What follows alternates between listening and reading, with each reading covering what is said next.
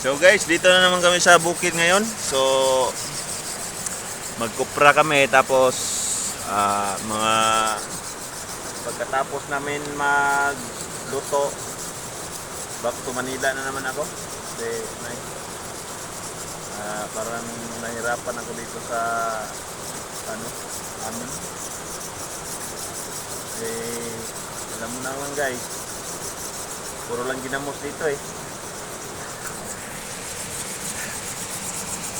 So, ito yung commander sa ating ginamos guys.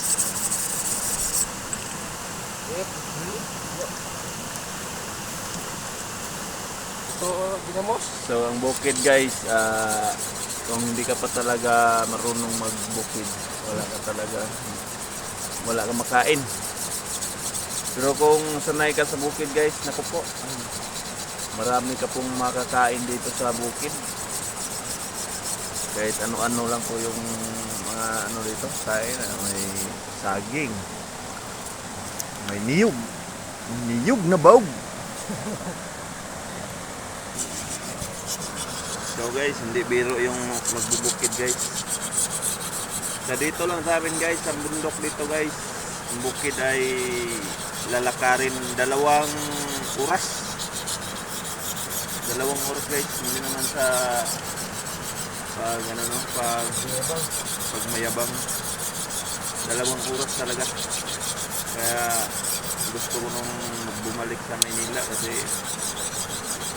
hirapan ako dito eh. Hindi naman ako magbubukid talaga.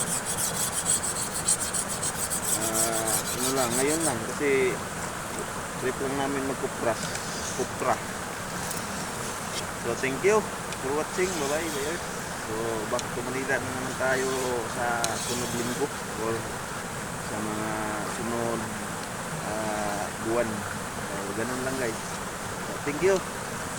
So guys pala so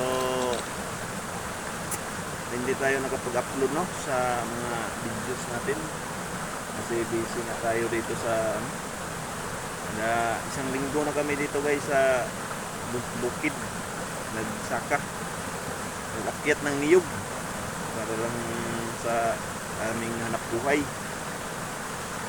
So thank you guys, thank you for watching, thank you sa inyong mga suporta dyan. I love you to all. Bye bye viewers.